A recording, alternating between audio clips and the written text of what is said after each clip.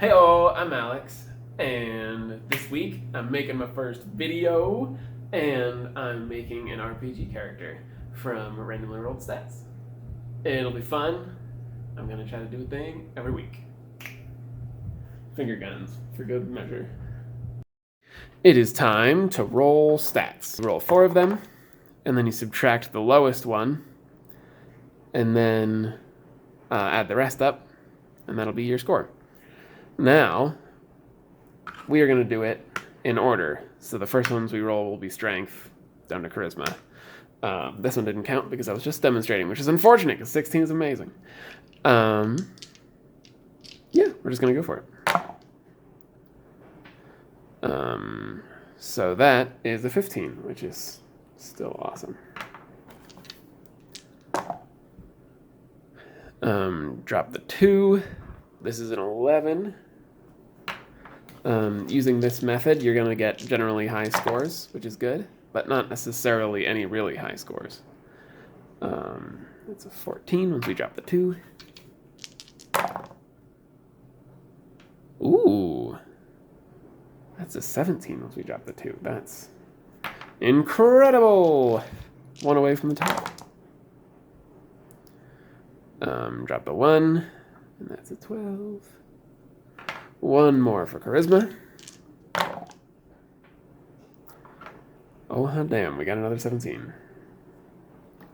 When I make a character, I like to look for 2 things. One are like plot hooks, story / character potential, like different things that could make playing the character really interesting. The second thing is, of course, opportunities to optimize things. And so that doesn't necessarily mean trying to get the mathematically best character out of it, or the character that's best at combat out of it. It just means that I like playing with the different classes. I love multi-classing. Basically, every build I make at this point is multi-classing. Not because it's better. It's generally not better, actually. But just because it's more interesting. It gives, back to the story potential, it gives your character, room to travel. It starts out in this direction, and then as you go, a couple levels later, you say, oh, actually, that's not the best way. I'm going to do this instead. One thing that I don't like in my multi-classing is if I get the same or similar features from 2 different classes. So if I get a second attack from 2 different classes, I don't end up with a third attack. That's just an entire feature wasted. So now that we've talked about how I like to go about it, let's look at the scores. They're right here. I wrote them down. So first of all, our physical attributes are actually really strong if we had used point buy. Point buy is another system for generating these scores. And 15 is the highest you can get with point buy. So if we were in that, we would definitely be doing something here, because we couldn't have gotten these high of scores. 14 con, solid. 11 dex, pretty trashy. Strength 15 is good, but compared to these 17s, it's not that good, so we're probably not going to focus on the strength. Intelligence 17, Wisdom 12, Charisma 17. Wisdom is basically dead to us. It's really hard to combine mental stats together and have them work together, and so since we've already got 2 strong ones, we're not doing anything with Wisdom. That would be a waste of our time. So basically, when I try to multi-class, I'm going to try to pick 1 intelligence class and 1 charisma class to try to lace them together to get the most use out of our cool stats. A lot of mental stats characters have to hide, but this one doesn't. There's only 2 intelligence classes. It's Wizard or Artificer. Charisma, however, there's a ton. There's Paladin, Bard, Sorcerer, and Warlock, which is a lot. Paladins wear heavy armor, they have a sword and they hit things with it. That's basically what they do. They have a lot of things. They're spellcasting, and they have, I think some of their healing is based off charisma, so that's good. And then I was going to combine that with Artificer, specifically the Battlesmith, because the Battlesmith has a feature where it can use its intelligence to hit and damage for its weapons. And so, despite having this good strength, we wouldn't need it other than for armor. And then we could still get good combat potential with melee weapons and such. it just doesn't seem that interesting to me character-wise. Like, if you're into playing a very, like, lawful, orderly person, like, that's a logical progression. That you have some artificer that likes constructing things, likes doing things very orderly. Maybe there's gears involved because that's like a symbol of order. And then he sees the light, or his family dies, or something, and that turns him to the path of being a paladin.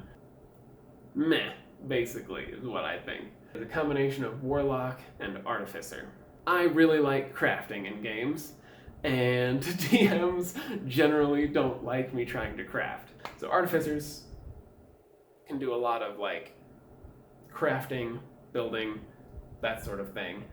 And there's a new warlock subtype for genies, which is kind of funny because a genie is your patron, and instead of going into your bottle, he sticks you in a bottle, which is so good. Given that you have your sanctuary inside your bottle, it can be a ring, it can be like a necklace, it can be just a bottle you carry around. But you can put yourself into your bottle and it turns into like a 20-foot diameter, 20-foot tall room that can keep items inside it when you leave. And so you could just fill that whole room with all of your crafting supplies, all your, all your wood that you're going to carve into things, all your metal and your forge. You could put a forge in there and then you can craft metal objects on the go. That combination very much appeals to me. That's super cool. You could go inside your bottle, give your bottle to your friend while they're on a hike, and then just craft things all day. Feels good.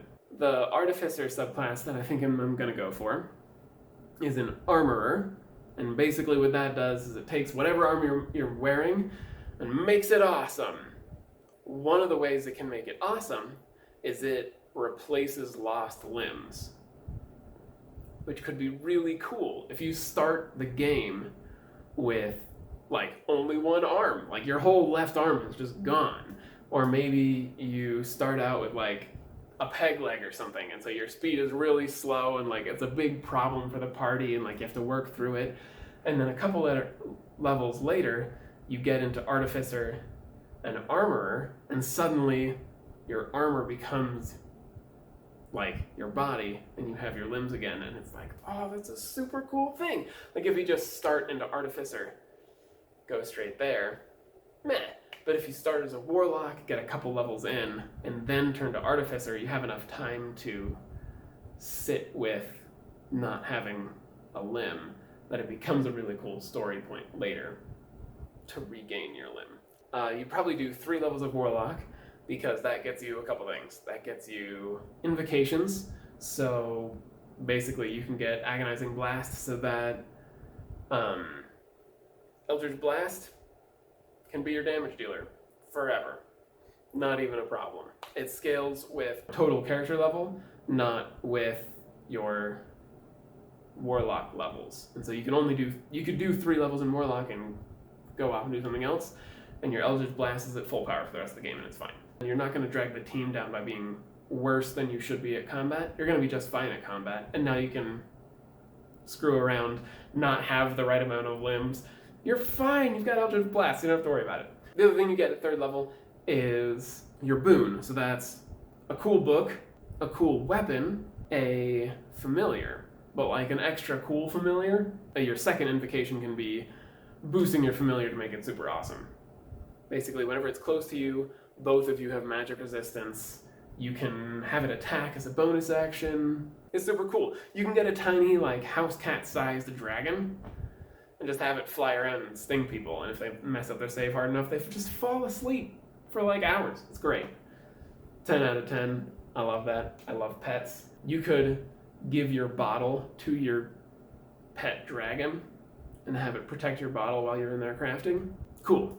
So now that we've got our class combination figured out, we're going to do 3 levels of warlock first, and then after that we're going to tech into artificer. Due to my arbitrary rules, I've decided that I can move 1 point from any of these into another one of these, one time. After that we get to choose a race, and that'll edit these, and that'll give us our final ability scores.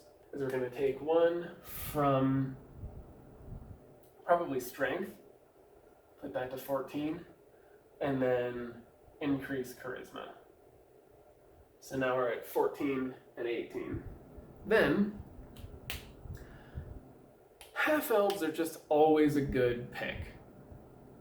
Here's why. First of all, you get a +2 to your charisma, and so for any charisma classes, that's as good as you can get. Then, they get +1 to 2 other ability scores, which is just a lot of versatility, and it's an additional point than most races usually get. So we'll probably add one here to get to 18 and Int, which is really good. Probably here. So then we'll end up with Eldritch Blast is at full power right off the bat, +5 to hit and damage. Delicious. When we get to Artificer and start doing more Artificer spells and stuff like that, we're not going to struggle. We're going to be just fine. At this point, we've got the basics down. We're a half-elf. We're going to do Genie Warlock for 3 levels, Armor Artificer for the rest of the 17, and we can really just leave it at this if we don't have a campaign coming up. I am also going to write down a little description of like the character, what I think his journey could be, what a good journey could be. You start out as an alchemist, and during one of your experiments, it blows up and you lose your arm and maybe part of your leg for good measure.